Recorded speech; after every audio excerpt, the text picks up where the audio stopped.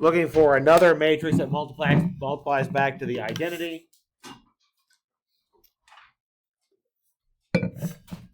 We came up with a formula for a 2x2 matrix last time. Thank you. So let's see if we can apply that formula today to a couple of these examples here near the end of this page. Then we'll come up with a better algorithm. Not a better algorithm. An algorithm that will work for any size matrix. Pardon me.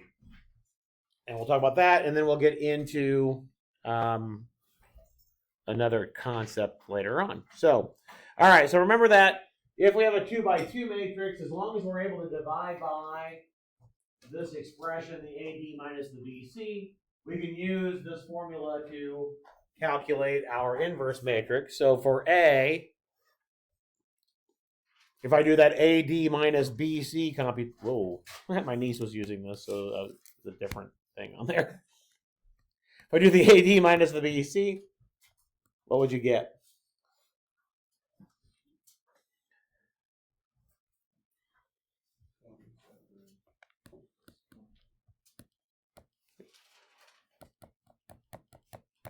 So I do the 9 times the 3, and then the -4 times the -7 and subtract. What do you end up with? -1? Good. All right. So then if I want to do the inverse, according to the formula, what will we get? Thank you.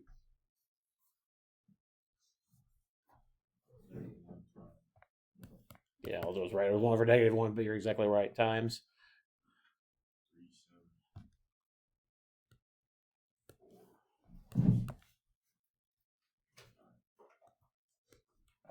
So remember, for the inverse, for the 2x2, you flip the ones that are on the main diagonal. So we'll flip where the 3 and the 9 are. We'll negate the ones on that other diagonal. So to make it a +4 and a +7 on that diagonal. And then multiply the 1 over the AD minus BC expression.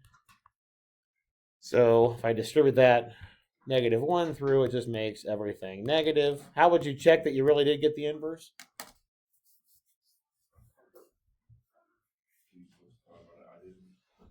Multiply it by the original and get the identity, right? Yeah, if I multiply by the original, I should get the identity matrix. Notice if I take 9, -7 times -3, -4, you get -27 plus 28 gives you the 1 on the upper left-hand corner. That one you can see they have opposite signs, and they're going to cancel each other out. Same thing here, they'll have opposite signs, they'll cancel each other out. And then finally, 28 minus 27 will give you a 1 in the lower right corner. So you can check your answer, make sure you really do have the inverse. If you multiply them back together and get the identity. All right. So what would you get for the next one?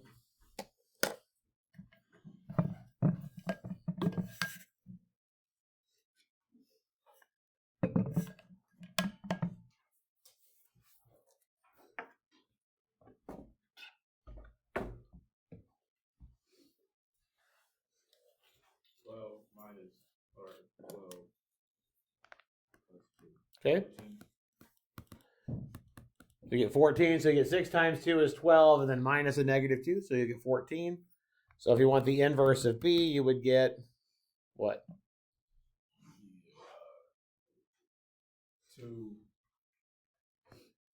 -2, oh, -2, +1,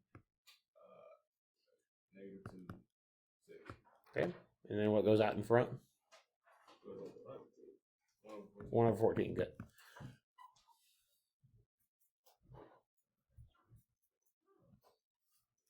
And then we can distribute the 1 over 14 through to every term if we'd like to. Or you just leave it like that as well. That okay? What happens with the next one?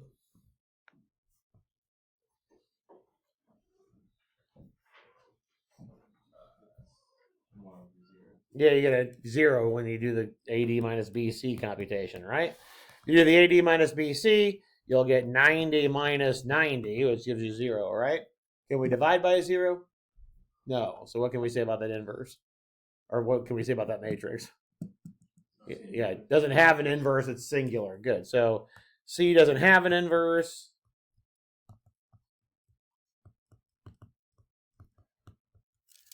You might say C, these are all saying the same thing, by the way. C is not invertible. C is singular. Those all say the same thing. Those all mean the same thing. Yeah, Dorn. This is for the previous one. So you said when you multiply the b to the -1 to the example b, You should get the identity matrix. Yep.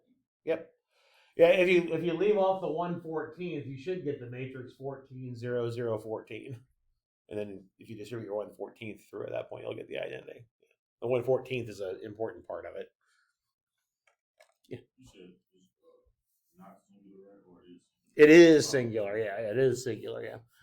Yeah. Invertible and non-singular mean the same thing. So not invertible and singular mean the same thing.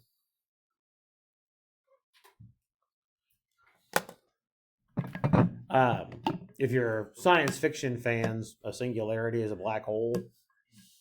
That's what this is, kind of like a black hole. It doesn't have an inverse. Okay. So what happens when you divide by 0? Bad things happen. Okay. All right.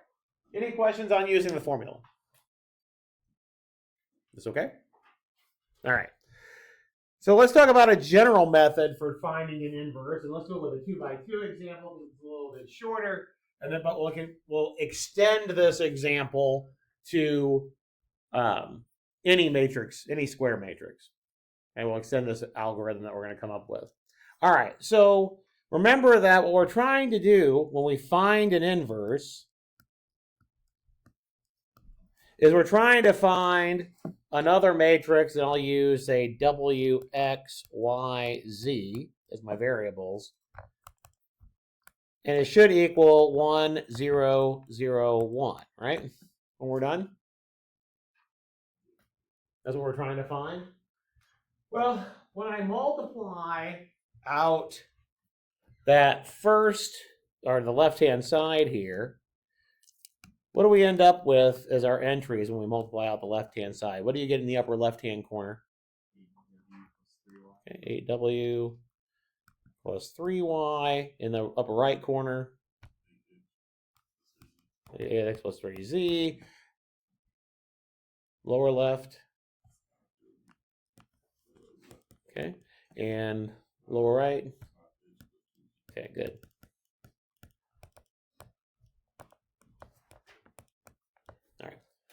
So now we have a matrix equation, right? I said, well, we're saying that, well, I had a matrix equation to start with. But I literally are making a statement here about two matrices. We're saying this matrix is equal to that one. The only way two matrices could be equal is of what's true. Yeah, entries are all the same, right? So notice that if the entries are going to be the same, we've got 8W plus 3Y has to be 1. 5W plus 2Y has to be 0. And then the other way around, 8X plus 3Z has to be 0. And 5X plus 2Z has to equal 1.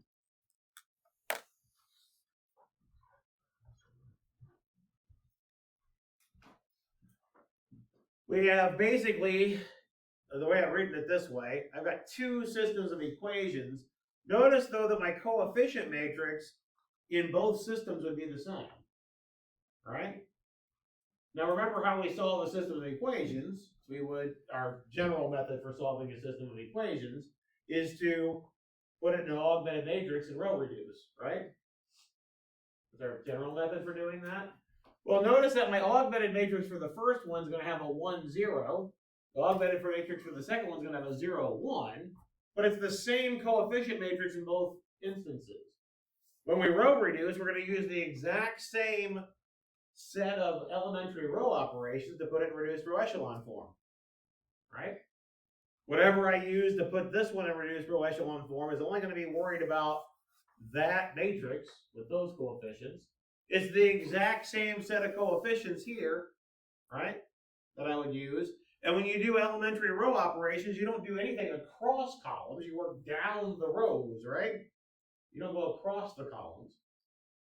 So I might as well just do it all at once. What I mean by that is, rather than doing two separate augmented matrices, what I'm going to do is just take my coefficients, which are my original matrix, and just augment the identity matrix. I can solve both systems of equations at the exact same time, right? I don't need to do it twice, because the exact same set of row operations that's going to make this into the identity matrix, if I augment that vector, is the exact same set of elementary row operations that I would do if I augment that vector. So I can solve both at the same time. I don't have to do it twice. Yes? Does that work when the two sets of equations are the same coefficients? It doesn't work for any time you have the two sets of equations have the same coefficients, or any number of systems have the same coefficients. It always works, yes. Okay. So, first thing we would want to do is what?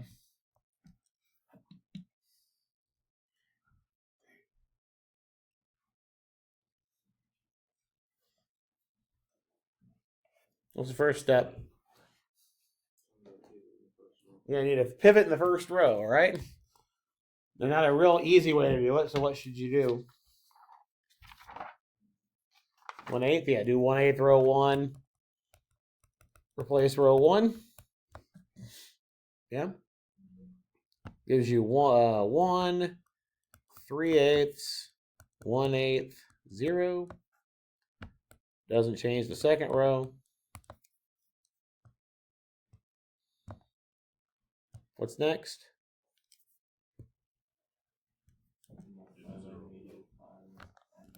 Good. Multiply row 1 by -5 and add down to row 2. Replace row 2. Doesn't change. Oops. Doesn't change row 1 at all. Row 2 becomes 0. -5 times 3/8 is -15/8 plus 16/8 gives me an 1/8. And then I get -5/8 and a 1 there.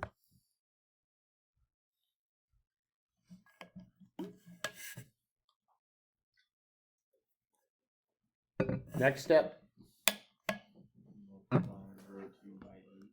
Okay, row 2 by 8, good.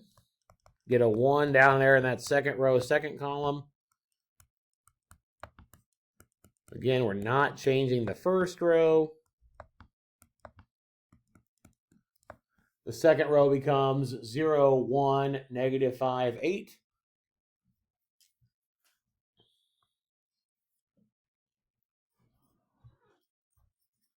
Finally, last step. Row 2 by -3/8 and add up. Good. -3/8 row 2 plus row 1 plus row 1. Replace row 1. Doesn't change row 2 at all. This becomes a 0. We get 15/8 plus an 1/8 is 16/8 or 2. We get -3 on the top. Okay. We're done. We've put this now in reused row echelon form, right? Now remember, we were trying to figure out what the x and z had to be to make our w, x, y, and z had to be. Well, here's your w and your y, and here's your x and your z, right? So what we have left here is the inverse. When you get down to this form, where you've got the identity matrix here, what's left on the other side is the inverse. So in this case, did I call the matrix A, or did I just have an example? Yeah, okay. Well, I'm going to call it A. I'm going to call it A. So then my inverse is -2, -3, -5, 8. And that may have been an example we did before. Let me check that it works. Notice that when you do your formula that we had for the 2 by 2, we would have flipped the main diagonal and negated the off diagonal and divided by the AD minus BC. Your AD minus BC in this case is 1. So you get the same answer in both cases. That's all right? All right. So what are your steps? Pardon me for doing this. Well, what did we do? The first thing we did was what? we set up the augmented matrix.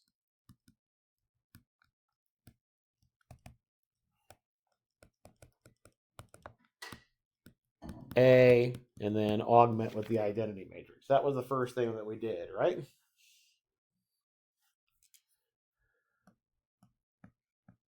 We'll reduce this to,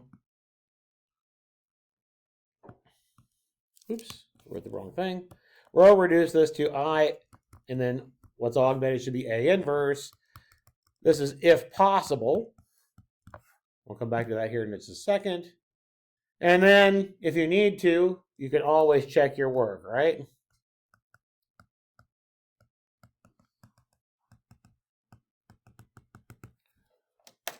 This is one nice thing about finding matrix inverses is that you can always check your work at the end because you should get the identity matrix when you multiply.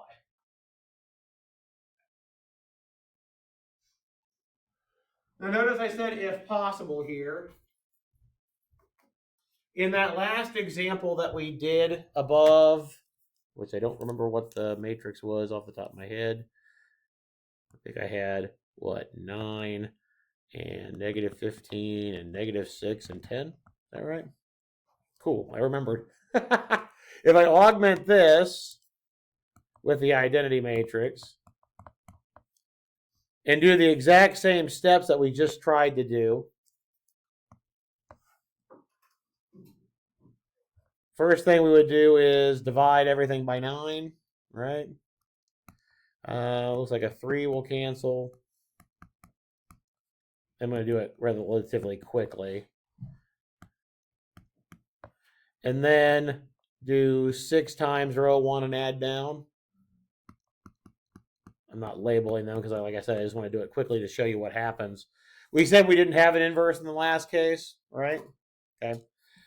Notice I do 6 times this added to that, we get 0. 6 times negative 5/3 gives you negative 10. I get a 0 there too, don't I? And then whatever we get down here, what did I say? Negative, positive 6, so you get a 2/3 and a 1. Doesn't matter. What happened here? Can I get a pivot right there and turn this into the identity matrix? No. So if you get this row of zeros when you row reduce, you're not going to have an inverse. And that's your clue, then you stop and say that you don't have an inverse. And that's why I said if possible in the other case. If it's not possible, that means along the way you got a row of zeros, and if you get a row of zeros, you can't do the inverse. Yes? Well, this would be infinite solutions, but notice that I don't get infinitely many solutions in this case because I have the identity matrix, and so I'll never get zeros here. So it's always going to be no solution in that case. Yeah, so it's not invertible. Yeah, you'll never get a row of zeros on the right hand side. You can't. Questions on that at all? Yeah.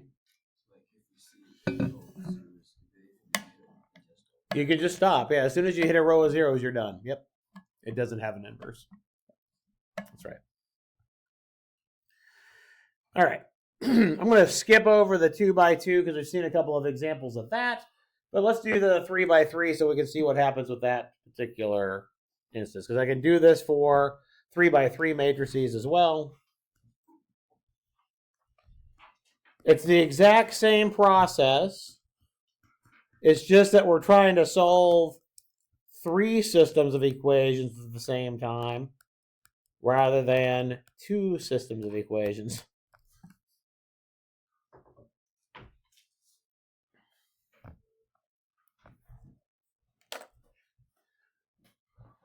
First step is to do what? Yeah, set up our augmented matrix, and then what's the next step we want to do is get a... Yeah, we get zeros in both the ones. Technically, your first step is to get a 1 in the upper left-hand corner. Okay, ta-da. That was pretty easy, right? Now get zeros below it. So what are the 2 row operations you want to do to get zeros below it? Good. Do negative 2 times row 1 added to row 2, and do 5 times row 1 added to row 3.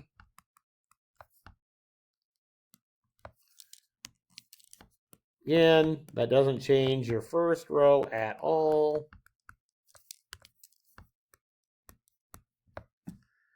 Second row, we definitely get a 0 here. -2 times 3 is -6 plus 7 gives you 1. We get 4 plus 1 gives you 5, and then you get a -2, a 1, and a 0. The next one will be 0, -6. Pardon me. -6 plus -19 gives you -25. That's huge. 4 minus 9 is -5. And then we get 5, 0, 1.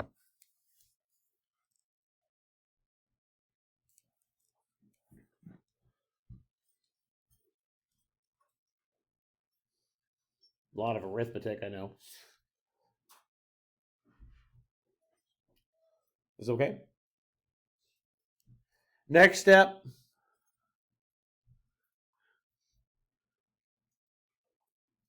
We got a 1 up in the upper left-hand corner, got zeros below it. Next step is, I need a 1 here, which I have.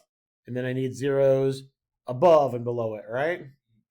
So I need to do -3 row 2 added to row 1 and 25 row 2 added to row 3. Notice it doesn't change your first column at all, right? It's the whole point, right? We don't want to mess with the first column. We already have it what we want. Second row doesn't change. We get 0 here. -15 minus 2 is -17. 6 plus 1 is 7. And I get a -3 and a 0. The other way, I get a 0. That's huge. 120? There, right? Yep. -50 plus 5 gives me -45, and now I got fractions. And a 1. Good news is we're going to be, besides multiplying your two matrices together, there's a really, really easy way to check your answer when you're doing these. Let's use your calculator. Your calculator will do the inverse. Okay. So far, so good? Next step.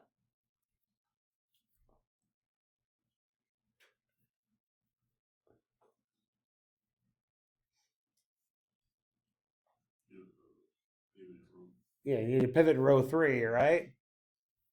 What we need to do? Yeah, divide by 120, right? Not particularly pretty, but it's what we need to do. What you do not want to do, by the way, is start working off another row and trying to add down to get a 1. Because what's it going to do? It's going to mess up these zeros, isn't it? Okay. Literally, the only thing you can do at this point is divide by that number. If you try to work off other rows, it's going to mess up what you have here. Okay. So don't do that. It's to say, don't do that. All right. Pardon me. Won't change the first 2 rows at all.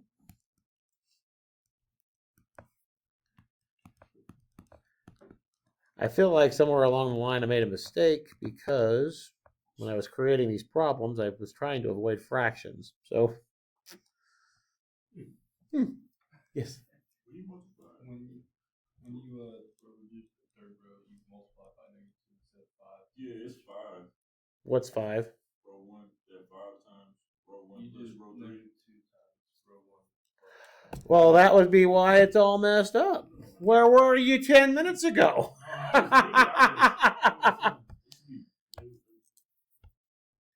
5 times -2 is -10.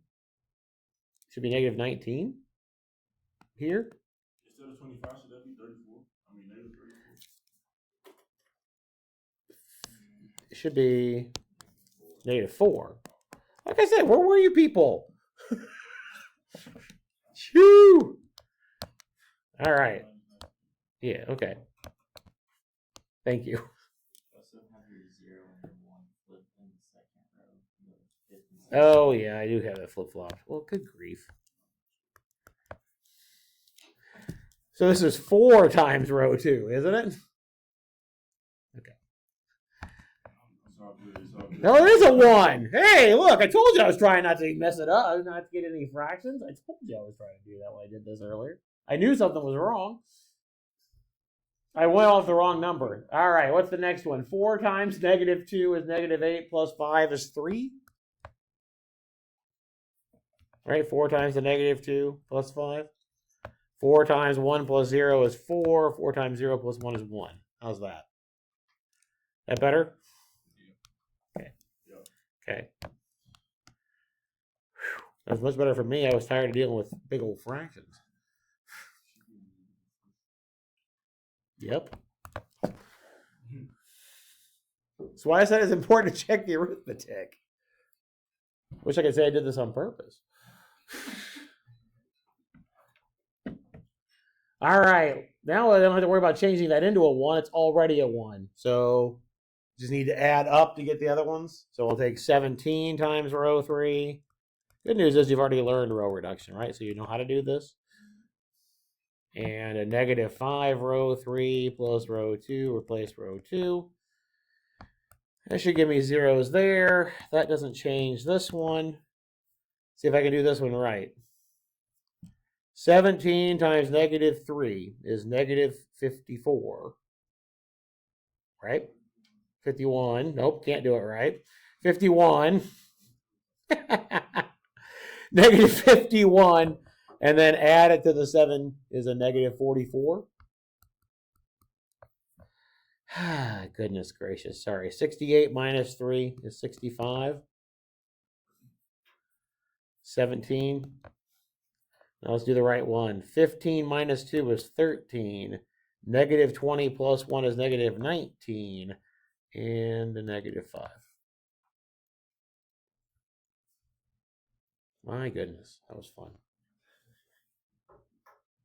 Or not. Maybe it was not fun. All right. So what's the inverse of B then?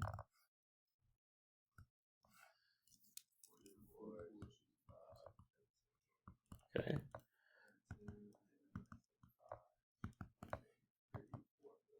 Good. Yeah, that's just the right-hand side since we got down to the identity matrix. Now on your calculators, you can do inverse. I will want you to do one by hand like this. It will be a 3x3 matrix. It will not have fractions in it. Okay. I don't want you to have to deal with fractions because I want to know that you understand the process. Okay. That's the whole point of this, right? If the process is right, yes. So doing this by calculator would really be a 3x6, right? You can do that. Well, yeah, you can make it a 3x6 and do the reduced row echelon form, or if you go in and just grab the matrix A and then use the little -1 button that's on your calculator, it'll spit the answer out. So you can check pretty quickly. So if you type in the 3x3 matrix A and then use the names on there and then use the -1 button, it understands that you mean matrix inverse and not flip it over. Like exponent negative 1. Just use the exponent, the -1 button that's on the exponent, -1 exponent button on your calculator. Yep. Yeah, and then you should get the same answer. Yep. So you can check your answer on that. But again, I do want you to do one by hand on the exam. All right, so make sure that you do know how to do the process. But we've already done row reduction, right? Good news is that going forward, after we do this exam, I'm not going to expect you to do row reduction by hand until the final. I'll make you do one, but make sure you remember how to do it. Okay. What's it? First exam's a week from Friday, yes. All right. Questions on that one at all? All right. I'll leave the next one for you for practice since I don't feel like doing more arithmetic today since I was already messing it up. So we'll pass on the more arithmetic and let's do some properties. All right. So let's say that we have an invertible matrix A, and then we've got some other integers and some other scalars. you'll recognize that I'm using scalars when I have, when I do the properties here in a second. So anyway, first one is not a huge surprise. If I have an invertible matrix and I take its inverse and then I invert it again, what should I get?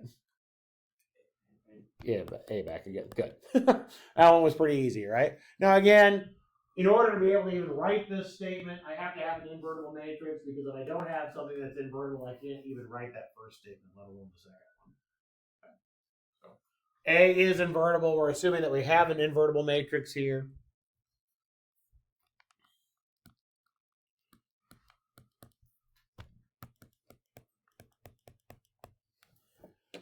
If we have an invertible matrix, and I raise it to a power first, and then take the inverse, I could have done the same thing if I would have taken the inverse first and then raised it to the power. Okay. So what this allows us to do notationally is make sense of this notation. That notation means either the inverse of A to the K or A inverse to the K. Okay. I'm assuming here that K is a positive integer, by the way.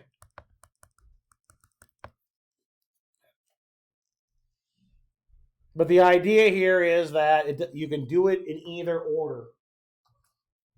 I can raise it to a power first and then take the inverse, or I can do the inverse and then raise it to a power. I get to the same place. Okay. Either way works.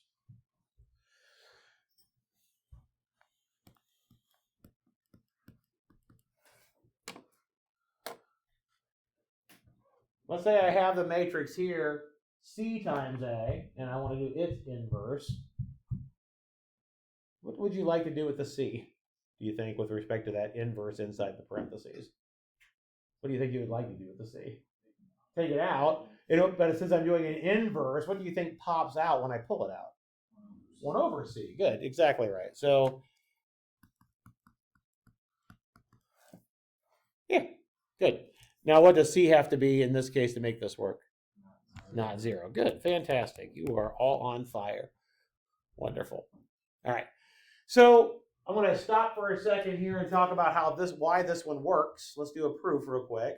Okay. Now remember, we've already talked about that inverses of matrices are unique, right? So if I want to show that the inverse of this specific matrix is equal to this formula, then I'm going to show that this formula behaves like the inverse of A, behaves like the inverse of C times. Pardon me. Behaves like the inverse of C times A. Okay. What that means is that when I take C times A and multiply it by 1 over C times A inverse, I get the identity, and vice versa, flipping it around. That's what it means to show that it behaves like the inverse. Okay. All right. So we'll do C times A times 1 over C times A inverse. And then we'll use our properties of matrix arithmetic to rearrange this. Okay. Relative to this product, what can you do with the 1 over C now? Since this is a scalar, what can you do with the 1 over C? Yeah, I can pull it all the way wherever I want to, right? And we also know that matrix multiplication is associative, right? So we can rewrite this as C times 1 over C times A inverse. C times 1 over C equals, yes?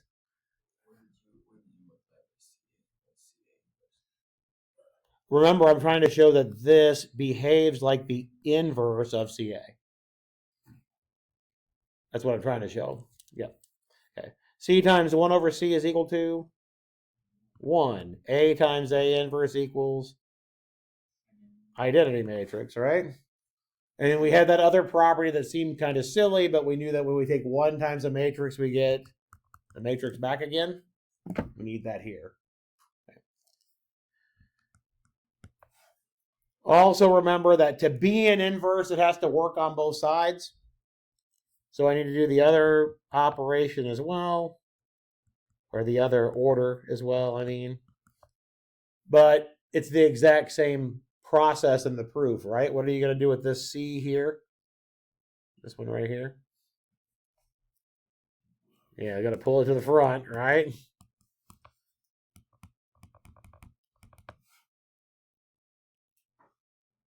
And then we get literally the same thing at the end here. When you're trying to show that a formula is the inverse of a given matrix, you're going to take that formula, multiply it by the given matrix, and see that you get the identity. That is the strategy. Because again, inverses of matrices are unique. So if it walks like a duck and talks like a duck, it must be a duck. If it acts like the inverse, it must be the inverse. Okay? This matrix acts like the inverse of C times A, so it must be the inverse of C times A. That's the idea. So that's the end of the proof. So hence CA inverse equals 1 over C times A inverse.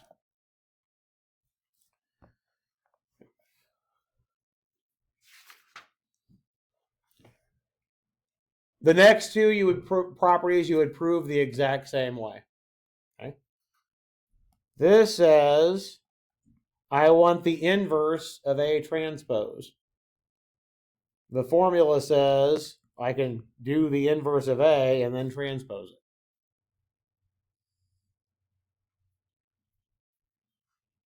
You would prove it the same way. So just to start, I'm not going to go through the whole thing, but just to start you off, you would start with A transpose. Oops. You would start with A transpose, and you would multiply it by A inverse transpose, and see that you get the identity. Now this, remember, involves this property. What happens when you take the transpose of a product? How can you rewrite that?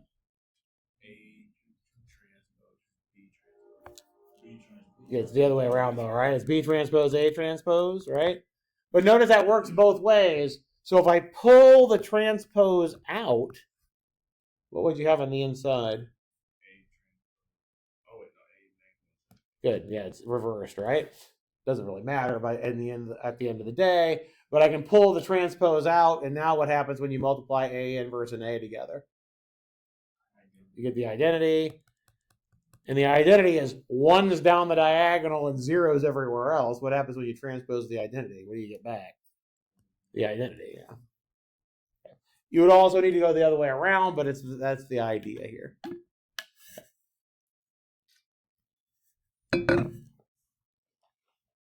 Last property.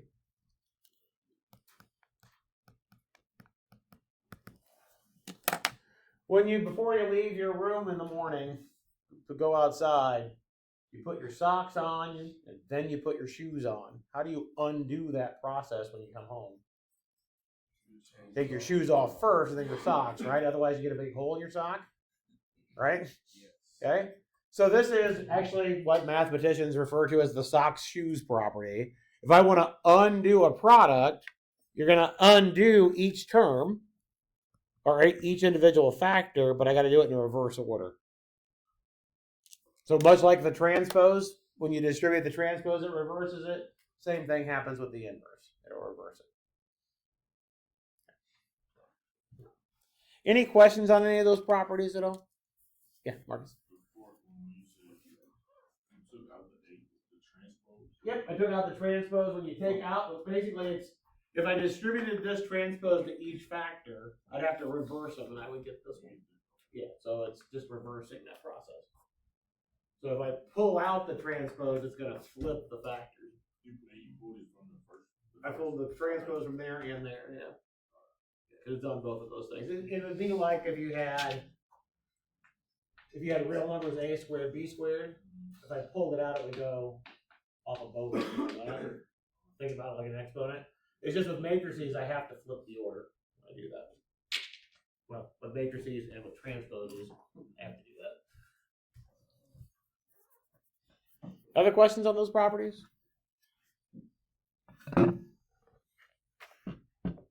right. So as far as we've talked about cancellation properties before and how it doesn't necessarily work for matrices, but if you have an invertible matrix, it does. That if C is invertible,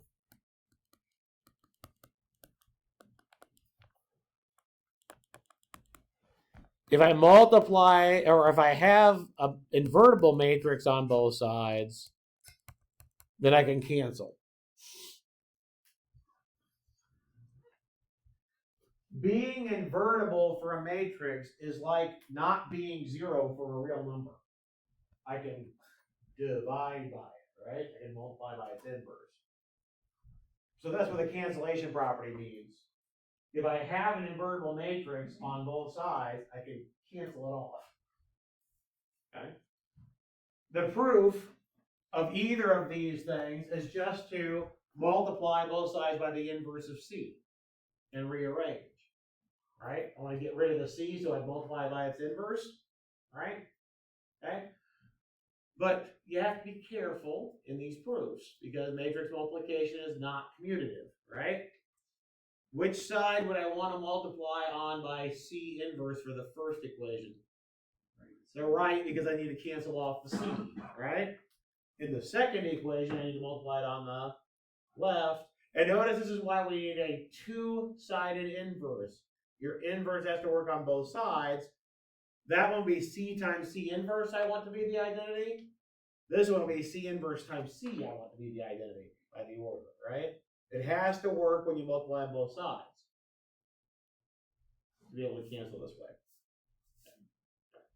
And again, like I said, being invertible for a matrix is like not being zero for a number. I can divide by it, but don't ever write 1 over a matrix.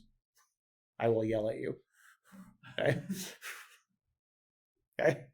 Multiplying by its inverse. All right. Again, those proofs are not hard at all. And what I mean by not hard is it doesn't take long to write them down. Not that it's not hard to understand. Okay?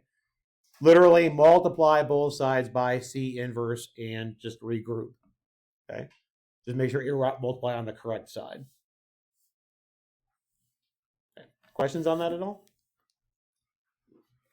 Now that we have that property, that allows us to solve matrix equations in a different way. If I know A is invertible, if I know I can quote unquote divide by it, you can isolate the x, right?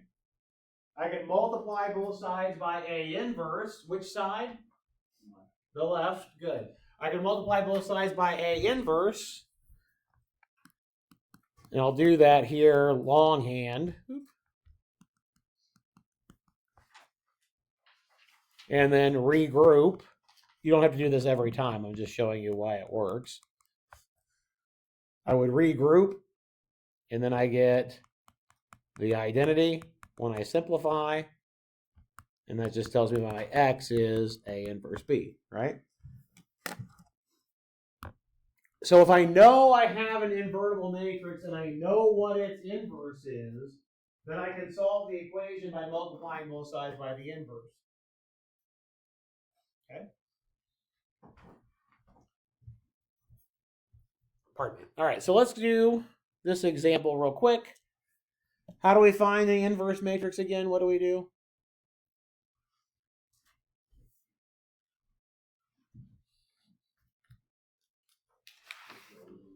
Yeah, make your augmented matrix, right?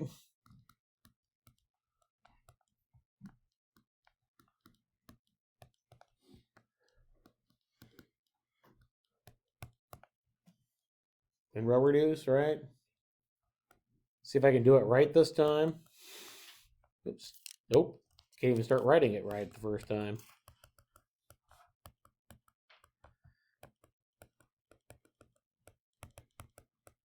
Do -2 times the first row, add it to the second, and do -3 times the first row and add it to the third. That would be the first step. See if I can do my arithmetic right this time. And if I don't, I expect someone to tell me this time. 0, 3. I can do that one pretty quickly. -2 times -2 is 4, plus 5 is 9. And then I should get negative 2, 1, 0. Now work with a negative 3. Negative 3 times negative 2 is 6. Minus 4 is 2. And then negative 3, 0, 1.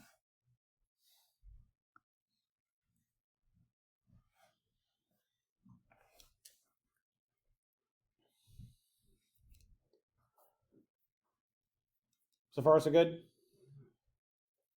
Next thing we want to do is get a 1 here. So I'll do a third, row 2, replace row 2. This one you could be a little bit clever and work with the bottom row to get a 1 in there because it won't mess up my first column. But I don't feel like being clever because I've already made a dummy of myself today with my arithmetic skills. So we'll pass on doing that again.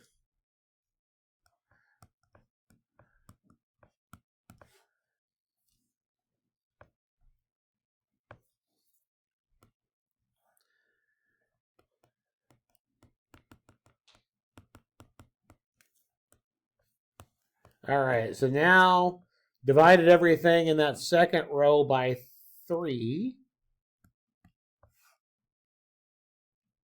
I need to get a 0 below the 1. So we'll multiply row 2 by negative 4 and add. Negative 4 times 3 is negative 12. I didn't mess up a sign anywhere, did I? No? Okay. Negative 12 plus 2 is negative 10. Yeah. 8 thirds minus 12 thirds. No, 9 thirds. 8 thirds minus 9 thirds. Try that again. Right? That's 8 positive 8, and that'd be minus 9, so I get negative a third. Negative 4 thirds. And 1. I did not make this number very nice, did I? So really what I wanted to do was make it not nice. I must have made a typo when I typed in the problem because I would not have made this nasty with fractions. It's all fractions? All right, just tell me what the answer is. You are okay with finishing this off? Because I just want to finish the problem at this point since we're almost out of time. Do you have the answer there? 16 15. Oh, God. 4 15. Jeez. 1/15th? Okay. Oh, negative 1/5, sorry. Okay. Negative 23 over 30. Sure. Negative 1 15. Okay. 13. Of course. 1 over 30. 1 over 30. Yeah, that'd be 1 over 30. 2 2 15. 15ths. Yep. Negative 1. And negative 1/10. Yeah, I could have done that one. Okay. Great. There's the inverse. That was fantastic. All right. The whole point of this was to illustrate what you could do now to solve the rest of the problem that it asked for part B here. So your part B has that system, right? Notice that your coefficient matrix is 1, 0, negative 2, 2, 3, 5, 3, 4, negative 4. Negative 4? Yeah, that's right. Okay. Making sure I had the right number up there. And that would be times x, y, z, and that equals negative 5, 2, 21. We talked about how to write a system as a matrix equation. We can multiply both sides by this ugly inverse, right? And get the answer now. So you would have x, y, z equals that A inverse, which I'm not going to write right because it's a bunch of fractions and I don't feel like writing them all. And get your answer when you're done. That was the whole point. Okay. Apologize for the nasty fractions. Like I said, on your exam, I'm not going to have a bunch of, I will check and make sure that I don't have a bunch of nasty fractions in your problems because they just can fuses the point. All right. So anyway, we'll talk more about inverses next time a little bit. We're almost done with it, as well as get into. I think we're actually done. Besides doing this, what we just did. Again, is another example, as well as get into what are referred to as elementary matrices, and give you yet another way to solve a system of equations that, from a computational standpoint, works a little faster. All right. So talk about it next time. Have a good one. We'll see you on Wednesday, if not before.